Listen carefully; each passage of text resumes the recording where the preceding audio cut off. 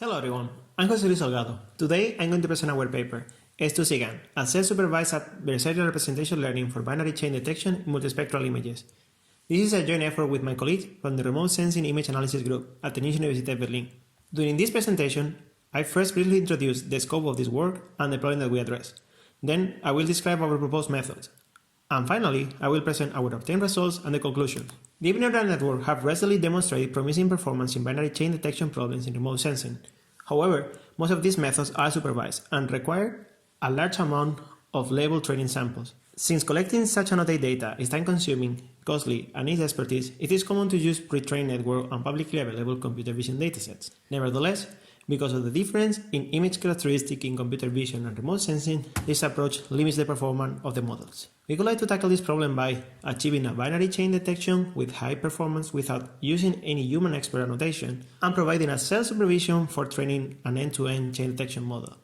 So we propose a self-supervised learning approach that is based on deep generative adversarial networks, as we call it, S2-cGAN.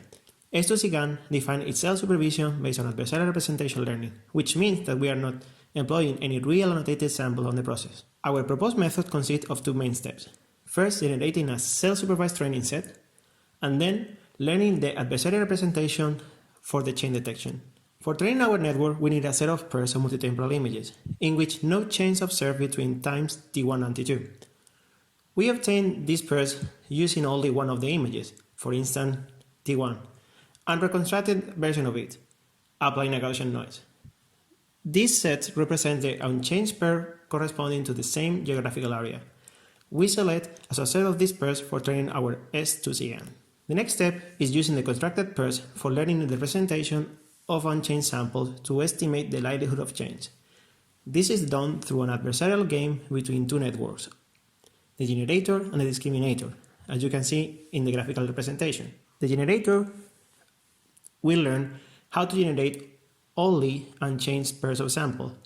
On the other hand, the discriminator will learn how to distinguish real unchanged images from the generated ones.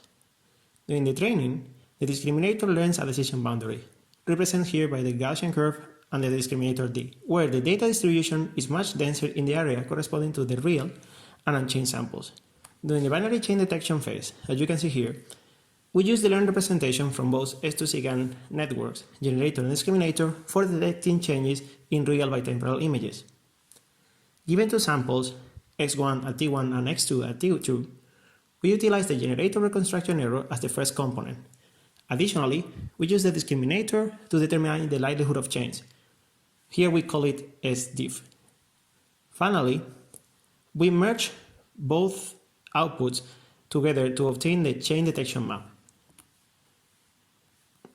We evaluate our S2-cGAN over a pair of bitemporal, very high-resolution images acquired from Shenzhen, China, by the WorldView 2 satellites. The first image was obtained in 2010 and the second one in 2015. We construct the self-supervised dataset from the first image. We compare the chain detection map obtained by the proposed method with those obtained by the supervised fully convolutional early fusion method and the unsupervised deep chain vector analysis method. From the result, we can clearly see that our method is able to perform more accurately while a high density of changes occur. From the qualitative results, we can see that our method performance is almost comparable to the fully supervised method. Moreover, the accuracy of detecting changes samples from S2-cGAN is remarkably higher, despite the absence of change samples during the training.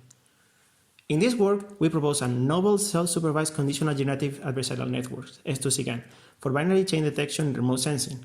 Our proposed S2-cGAN is very promising, since it's trained on a self-supervised training set, without the cost of collecting human expert annotation, which makes it scalable to very large-scale chain detection problems in remote sensing. In the future, we would like to extend this proposed learning approach into an active learning setup with a human expert in the loop, which can potentially improve the performance of the method. I hope you enjoyed this presentation. In case that you're interested, please check our code and our models available under this link. Thank you and see you during the Q&A session.